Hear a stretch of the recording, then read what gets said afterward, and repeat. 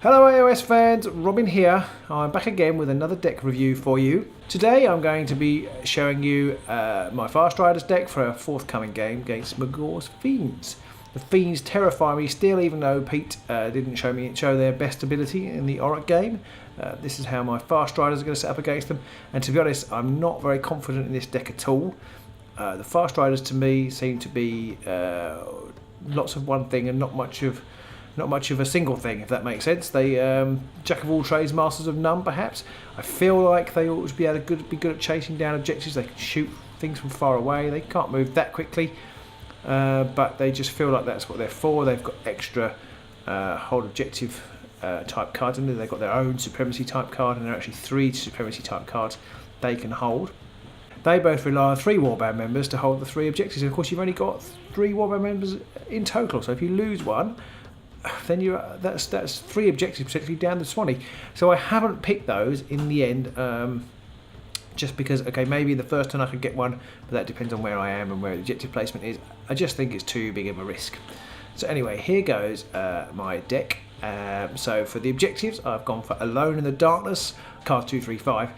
I feel like Alone in the Darkness is a good one for the Farstriders because for a start they can hold off and try and keep back out of battle, and they can knock people about with their only one wound, but they can fire from range. So I think Alone in the Darkness is a good card for them.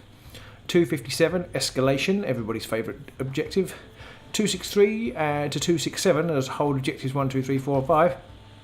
I've gone for those because I do think that they're going to be quite good at holding objectives. I can sit them as far back as possible maybe and do hold those objectives perhaps, but of course their Inspire condition does mean I have to be in my opponent's half, which is a bit of a pain, and I'm still not quite sure how I'm going to do that. Kind of feel like in some ways Inspiration might be a red herring for the Farstriders, but then, you know, everybody likes to get their warband inspired, so we'll have to see how we go on that one. 272, I've got Master of War. 282 is Ploymaster. 284 is Precise Use of Force. And then, unusually for me, I've gone for 296 and 297, Tactical Supremacy 1 and 2, and Tactical Supremacy 3 and 4. I feel like I should be able to score at least one of these if the cards fall, if the objectives fall kindly, and I do get some inspired Farstriders, and can move on to them if they're in my opponent's half. That's what I'll be hoping for. Anyway, they're my objectives. So to help me get those, I've got the following ploys. Lightning Blow, this is an extra +1 for all types of attack for the Farstriders. Now the kind of mechanic for this deck is to hit from range with my sort of long range, my bolt storm pistols and such like, and the bird if I get inspired, with the intention of doing as much additional damage as I can to try and boost that 1 damage that they only do, and in as many ways as possible. So I've gone for Lightning Blow, which is a +1 damage to any attack, unlike most of the +1 damages things, because it is only a ploy, but it does mean that they'll be shooting with 2 damage, which I think could be useful, certainly against the smaller warbands, not so much against Fiends, my first game against them. 218 is Ranger's Advance. It enabled me to move 2 of the Farstriders, which could be good. Not so good towards the end of the game. I've only got 1 left, but if I have 2, then I can move into my opponent's zone or jump on an objective if I get knocked off. That's what I'll be looking to do with that one. 320 is Duel of Wits. 329 Great Concussion. Prefer Great Concussion to Earthquake, which is why I've taken it. 334 Inspiration Strikes. Inspiration Strikes is, I think, an essential card for the Farstriders because it means you haven't got to get one of your guys into the opposing half if it comes out first turn. It could be particularly potent on the Farstrider himself because it gives you additional range early in the game, which could be very useful. 331 Hidden Paths, another brilliant card for the Farstriders. Enables you to get in around the back of your opponent and obviously really help with that inspiration mechanic that they have going on. My Turn, it's a new card that I quite like the look of. If you take some damage, you can move up and attack again.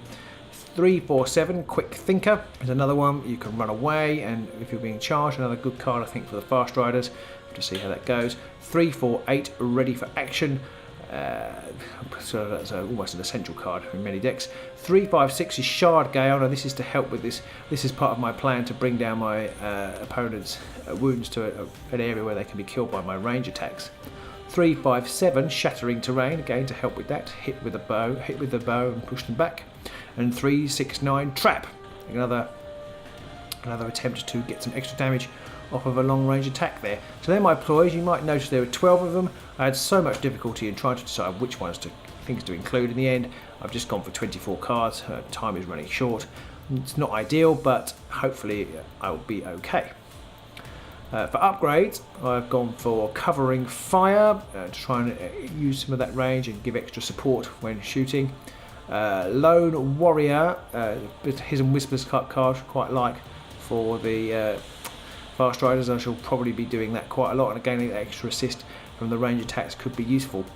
231 swift stride plus 2 movement, good card for objective grabbing. 373 a destiny to meet. Now my guys, there's only 3 of them, but they are Stormcast. I do hope to have 1 left at the end of each game. I can pop this on to get an extra glory. 376 awakened weapon, very useful. Extra reroll of dice, even works on my long range attack, so that's pretty useful. 378 concealed weapon, potential of plus 2 damage close-up game, could be very useful for the Farstriders if I do get into actual base-to-base contact.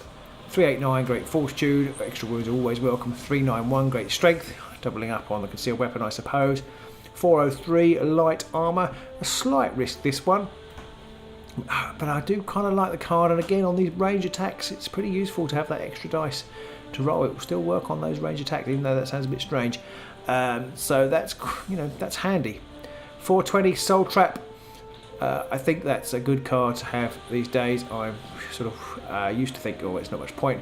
Actually, having now played against it a few times, it really does make your opponent think about whether they want to even try attacking somebody, because there's a chance the whole thing comes to naught. So that's why soul trap's in there.